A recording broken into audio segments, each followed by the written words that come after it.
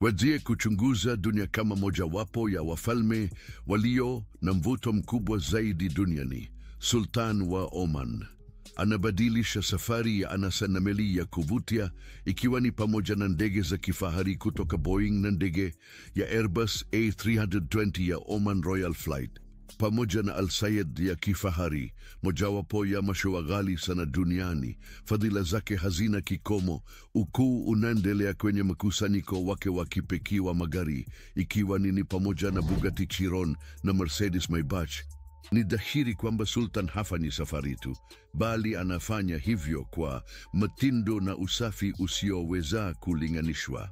Jiandae kufunua safari za kifahari za Sultan wa Oman. Kuinuliwa kwake kustajabisha mamlakani na utajiri wa kushangaza unaosukuma mambo haya yote. Jishangae katika dunia ambapo anga ni ya faragha, bahari ni ya kipekee, na hakuna maelezo yoyote yanayoweza kuwa ya kifahari sana. Sultan wa Oman anatoa safari isiyolinganishwa na anasa.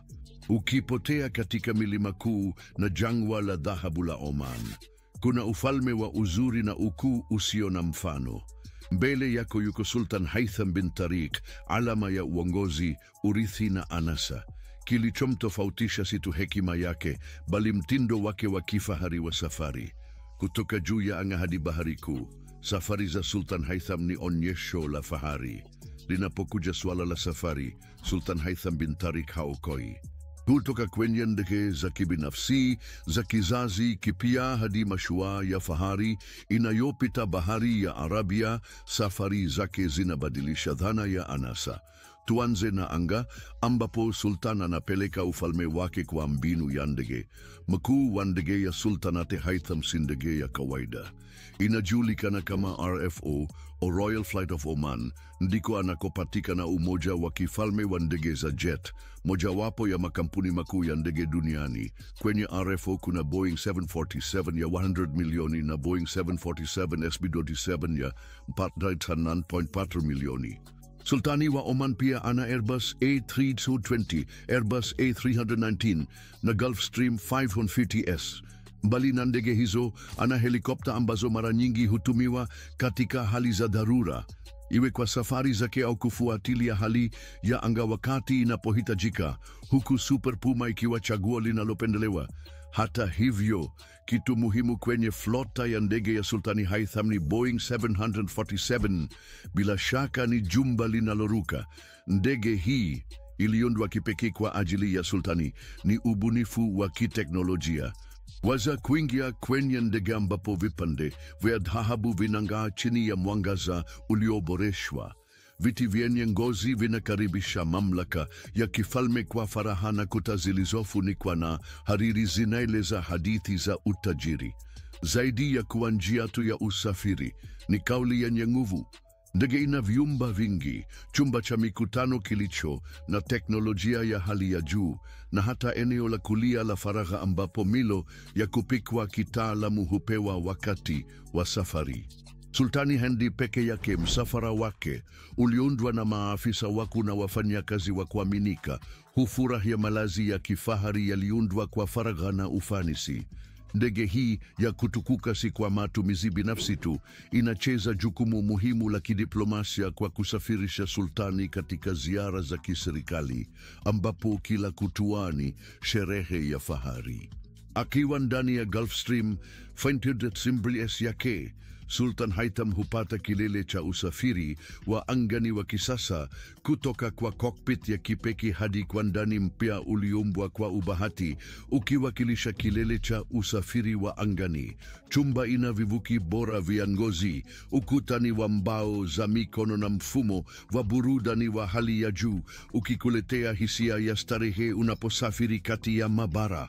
Na umbali wa zaidi ya maili 7 Gulfstream 750S inamruhusu Sultan Haitham kusafiri bila jitihada, iwe ni kwa mikutano Ulaya au kupumzika katika fukwe za Seychelles, daima kwa starehe na mtindo wa juu. Tafakari kukaa kwenye viti vya ngozi laini vinavyoguzwa kwa vitanda, mapambo ya hariri nzuri, na hata stu binafsi yenye kitanda cha ukubwa wa mfalme. Uzoefu wa upishi wa daraja la juu kwenye ndege umekuwa mahiri na wapishi maarufu wakitoa vitoweo kutoka kote duniani.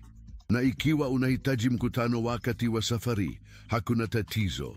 Chumba cha mikutano chenye mawasiliano kupitia satelaiti hufanya mambo ya Omani yakiwa sawa. Na anapotwa Sultan Haitham, anasa hazikomi, zinabadilika tu. Msafara wake wa kifalme ni onyesho la utukufu wa upande wa magari. Anatambuliwa kwa kuthamini uhandisi wa usahihi. Mkusanyiko wa magari ya Sultan Haitham unachochea ladha ya kupendeza. Kutokana na hali hatari ya barabara kwa sultani, yeye daima hupenda kusafiri kwenye magari yanayoweza kukinga risasi, yakiwa yamezungukwa na msafara wa magari na walinzi kwa usalama wake. Kama familia nyingine za kifalme, familia ya kifalme ya utawala wa sultanato wa Oman pia inavutiwa na chapa ya Mercedes. Sultan Haitham anamiliki Mercedes Maybach S600, limuzini ya Mercedes E-Classic, Range Rover Classic na Rolls-Royce Silver Shadow, hili la mwisho likiwa limehifadhiwa kwa matukio maalum. Kwa kuwa ni hatari kwa sultani kusafiri peke yake, mara nyingi huandamana na dereva na walinzi wengi. Zaidi ya hayo, mtindo wa usafiri wa sultani hukamilishwa kwa njia ya kifalme ambayo inajumuisha anuwai ya magari ya kifahari na pikipiki.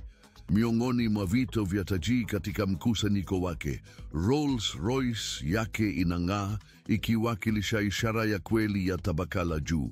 Ikiwa na mambo ya ndani yaliyoboreshwa kulingana na mapendeleo yake, gari hili linakusanya jadi na teknolojia ya kisasa.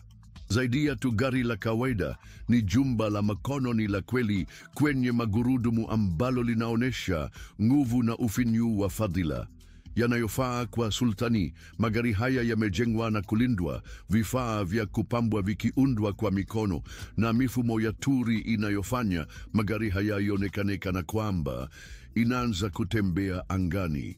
Kisha tunataja Mercedes Maybach S-Class, makanganyiko wa ubunifu wa hali ya juu na anasa isiyo na kifani. Gari hili sio tu linaleta faraja, bali pia linaamsha utulivu mkamilifu.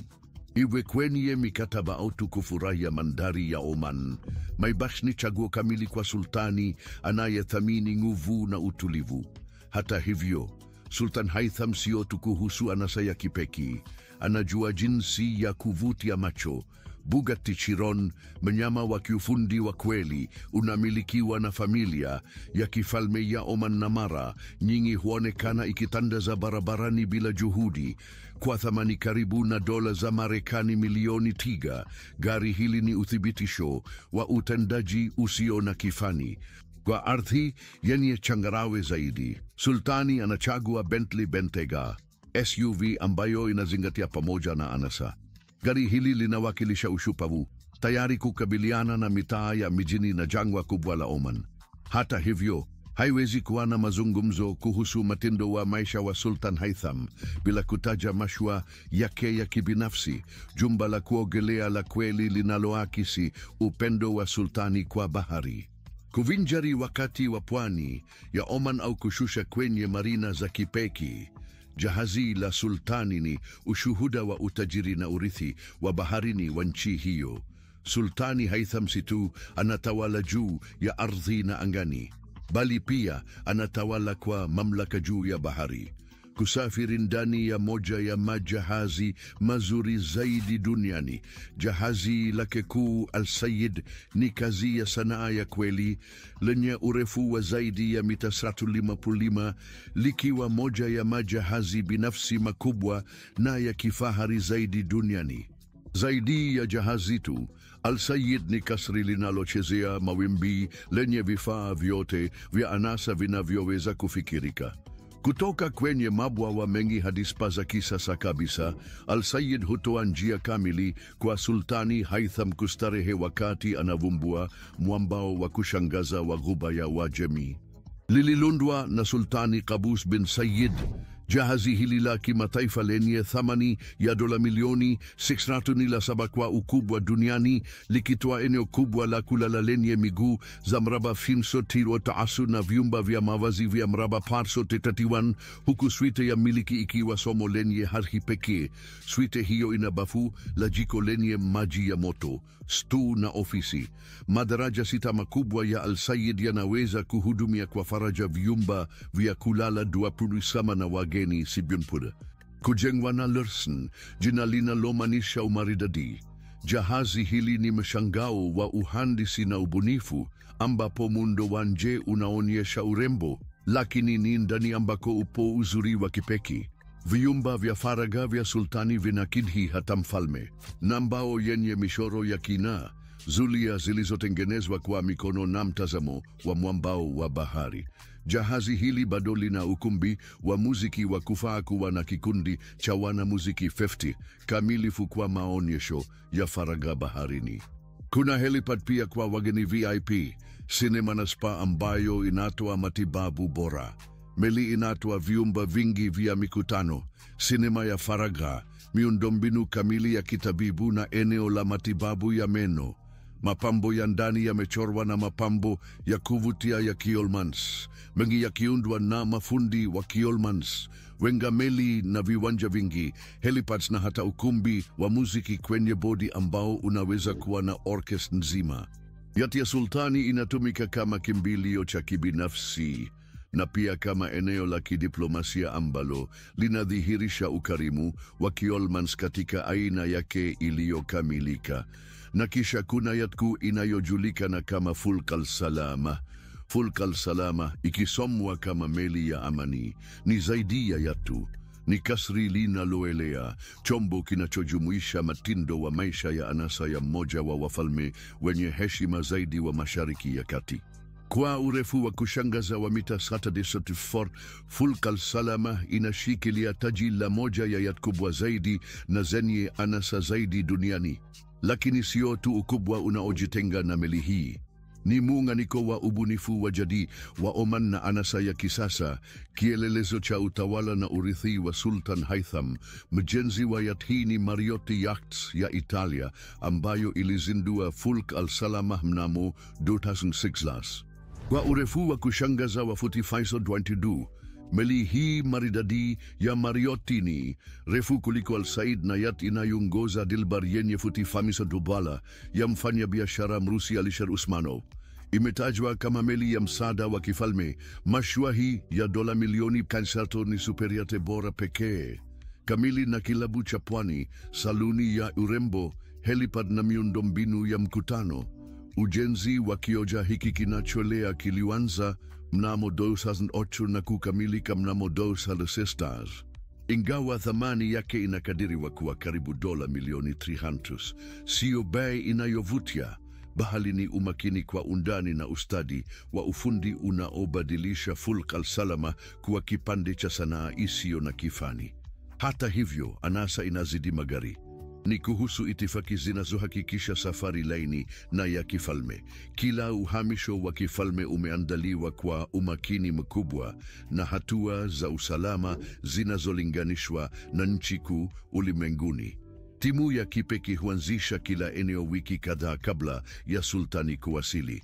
Msafara wa kifalme una gari za SUV zenye kinga, pikipiki, magari ya dharura ya matibabu na hata farasi kwa baadhi ya matukio, kuhakikisha wanakabiliana na hali zote zinazoweza kutokea.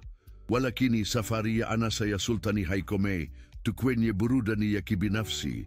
Kama kiongozi muhimu katika diplomasia ya Mashariki ya Kati, Sultani Haitham mara nyingi hushiriki katika ziara za kiserikali kuanzisha muungano, kujadili miradi ya kibiashara na kukuza maslahi ya Oman katika jukwaa la kimataifa.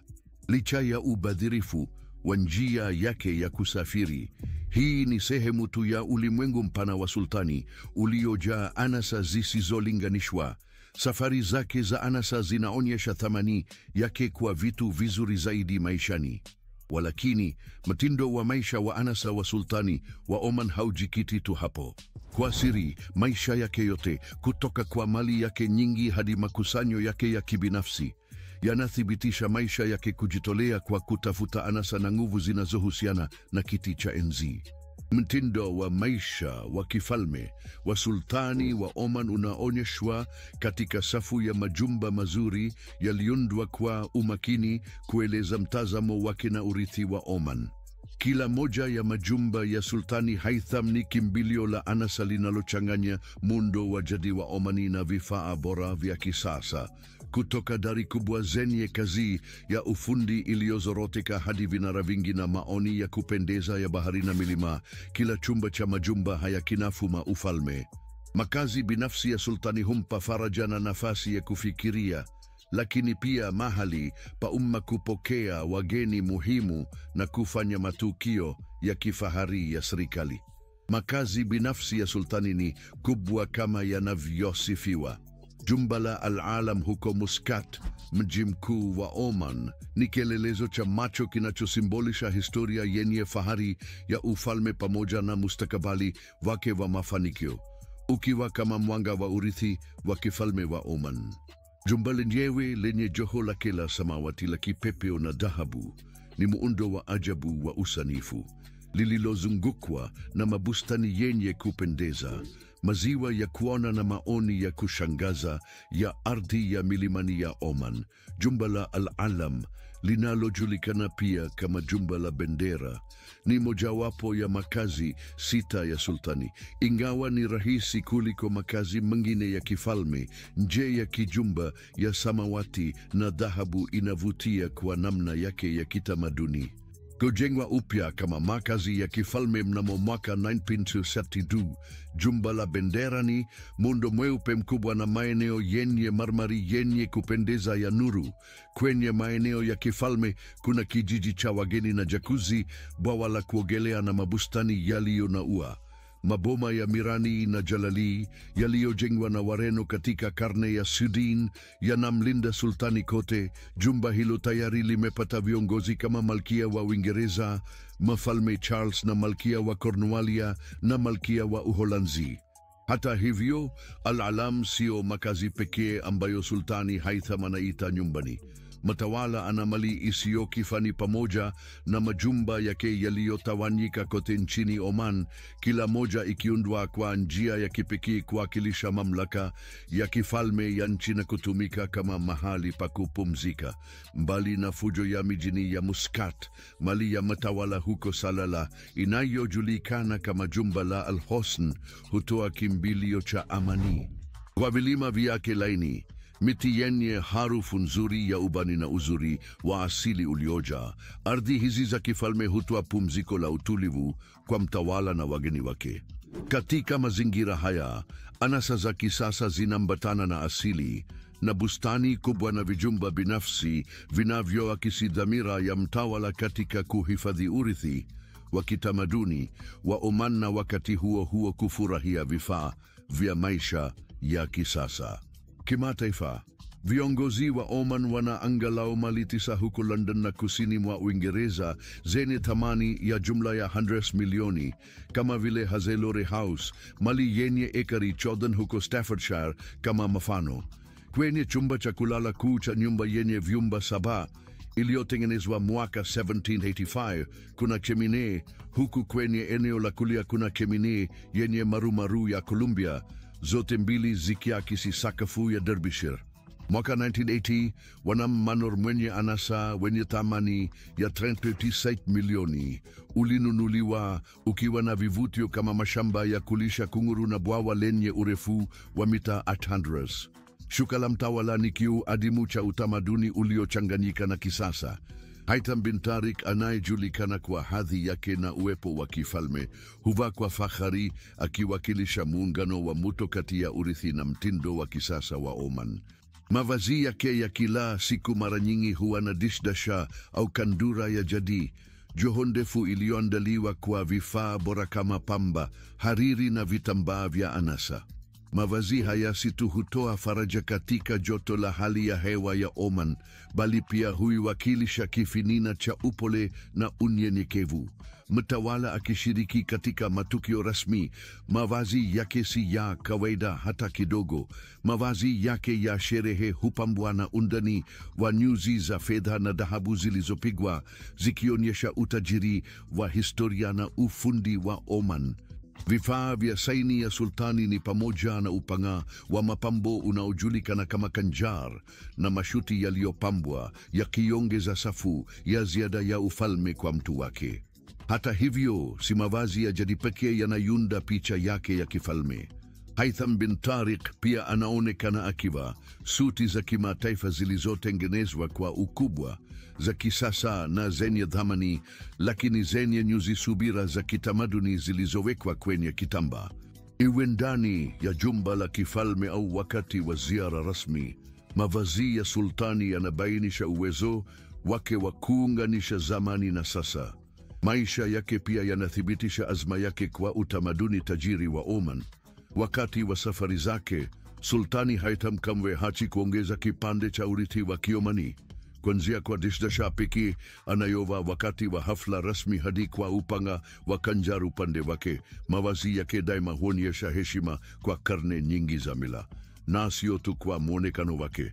Dhamira ya sultani katika kuonyesha uzuri usio na mfano wa Oman, historia yake tajiri na maono yake ya kisasa inaonekana katika maeneo ambayo huzuru na mahusiano ambayo hulisha. Ukarimu ni alama nyingine ya utawala wa Sultani Haitham bin Tariq, anayejulikana kwa zawadi zake zenye ukarimu sana kwa viongozi wa ndani na wa kimataifa. Amejenga sifa ya kudumisha mahusiano ya kidiplomasia yenye nguvu kupitia matendo ya wema. Iwe ni kwa zawadi za kifahari za ubani nadra wa Oman au zawadi za dhahabu. Ukarimu wa Sultani Haitham ni wa kihistoria, lakini sio tu juu ya utajiri wa kimwili. Mara nyingi zawadi zake zinajumuisha kumbukumbu binafsi zinazoonyesha fahari la kitamaduni la Oman, sanaa iliundwa, maandiko ya kihistoria na mavazi halisi ya kifalme, yote yakisimbolisha urithi wa Oman. Labda ishara ya kipekee zaidi ya kifalme kwake ni kikosi cha farasi cha sultani. Jeshi la farasi la kifalme la Oman, likavikwa katika silaha zao za sherehe, linapita mitaani kwa neema isiyo na kifani.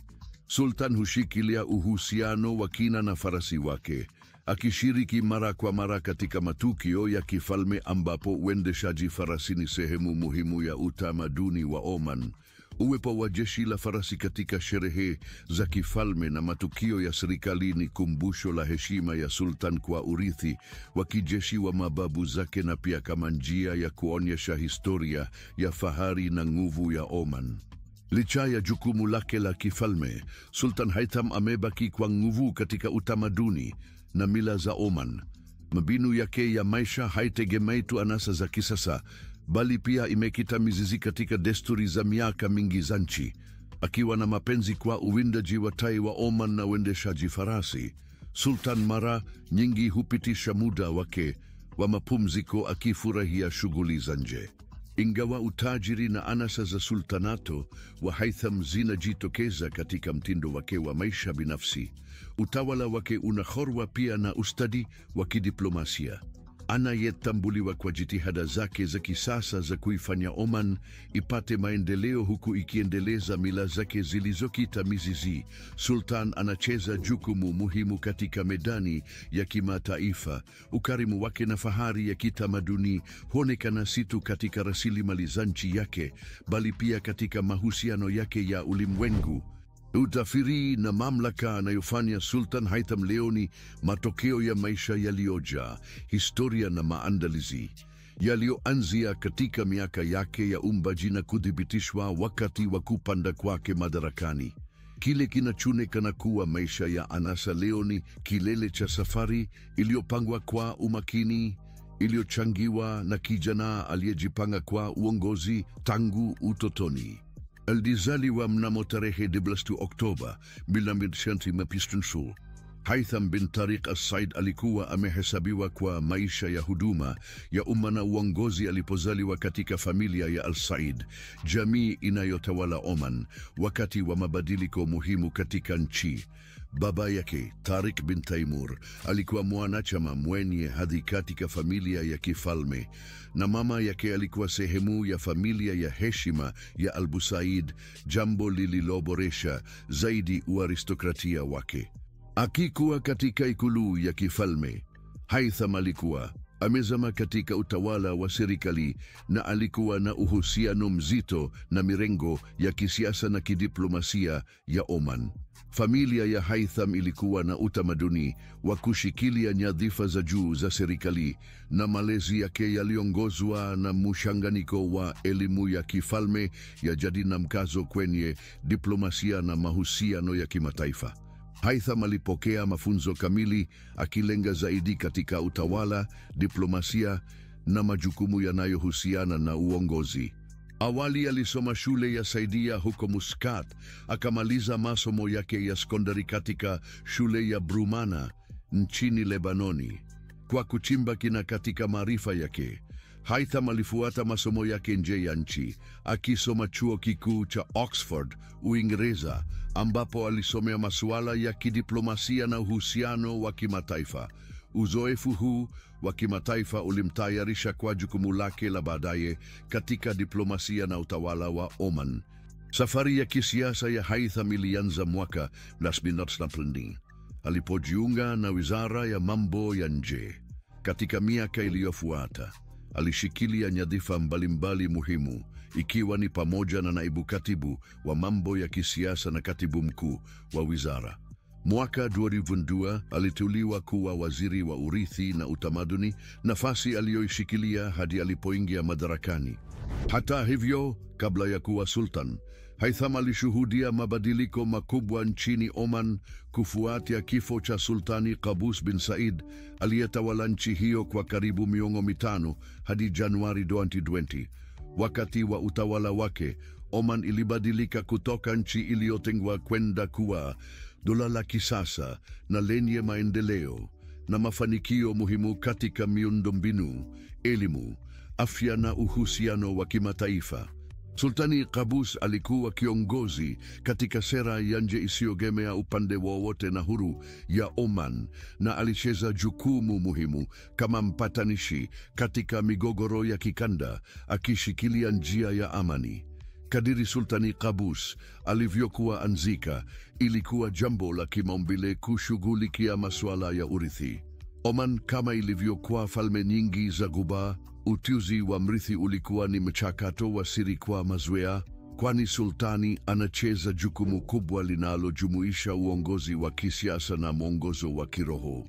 Zaidi ya hayo, sultani si tu kiongozi, bali ni mlezi wa desturi na mila za Oman, ishara ya umoja na mwendelezo. Tofauti na falme zingine za Ghuba, sultani wa Oman kihistoria wamekuwa na mamlaka makubwa ya kibinafsi, wakiathiri moja kwa moja mahusiano ya nje ya nchi, sera za kiuchumi na maendeleo ya kijamii. Wakati wa utawala wa Qaboos, Oman ilithibitisha uhuru wake na kukiriwa kama taifa la amani na lisilopendelea upande Mashariki ya Kati.